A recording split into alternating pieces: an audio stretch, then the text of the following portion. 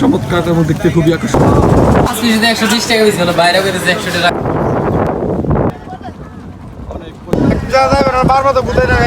আমরা এখন বোট ভাড়া করবো, নিকলিতে আছি। বোট ভাড়া করতে তো একটা 500 টাকা কম না আমি তো বলছি 1000 টাকা কম দেন। কত কত চাই আপনি কোন বোট এটা 4000 বেশি হয়ে গেছে।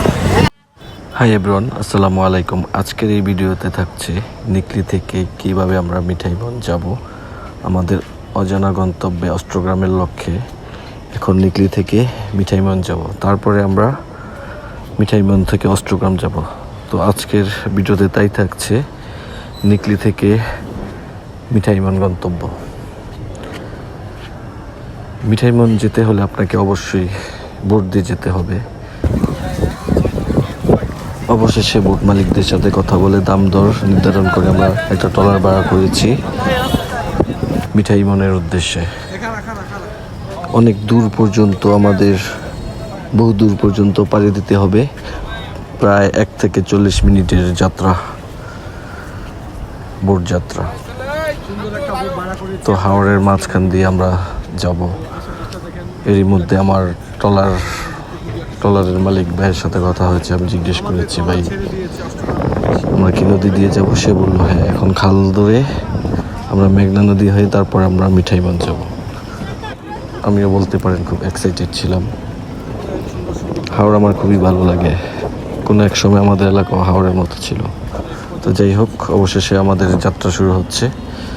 তো আমার একটা জিনিস খুব অবাক লেগেছে, সেটা হচ্ছে এখানকার মাঝি ভাইয়েরা, ট্রলারের মালিক, তারা পিছন থেকে নোঙর তুলে। তাদের পিছনে একটা নোঙর থাকে, সামনে তারা রশি দিয়ে কোনো কিছুর সাথে বেঁধে রাখে।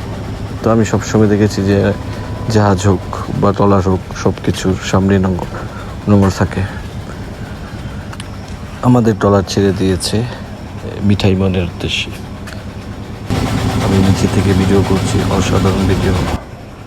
নৌকাগুলো সারিবদ্ধভাবে দাঁড়িয়ে আছে। এখন আমাদের ট্রলারটা খালের উপর দিয়ে চলছে। খাল ধরে মেঘনা নদী হয়ে মিঠাইবন যাব আমরা। হাওড়ে ফিল নেওয়ার জন্য আমিও নৌকার মাথায় চলে গেলাম। এত বড় হাওর, খুবই ভালো লাগছে আমার। যেদিকে তাকাই শুধু হাওর, পানি আর ঢেউ। সত্যি খুবই ভালো লেগেছিল ততক্ষণ।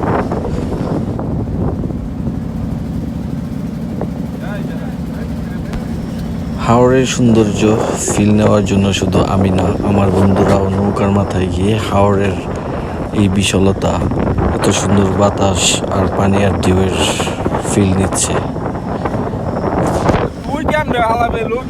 সত্যি বলতে, আপনি যখন নিকলি হাওড়ে আসবেন তখন আপনি মুগ্ধ হয়ে যাবেন।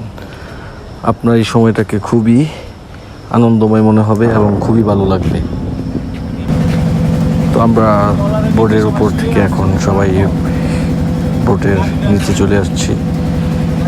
প্রচণ্ড রোদ ছিল, সাথে বাতাসও ছিল, তারপরও একটু নিচে এসে আমরা রিল্যাক্স করছি, একটু আরাম করছি, সবাই মিলে আড্ডা দিচ্ছি। অবশেষে আমরা পৌঁছে গেলাম মিঠামইন।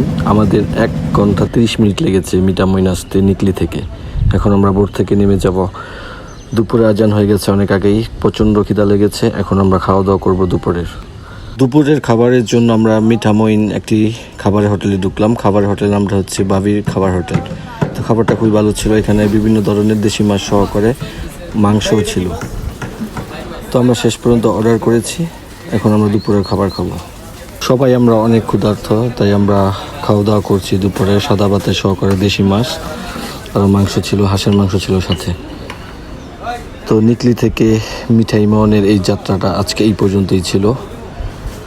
আমি একটু খাবারের পরে বাইরে বের হয়ে আপনাদেরকে দেখাচ্ছি মিঠাইবনের জায়গাটা কত সুন্দর।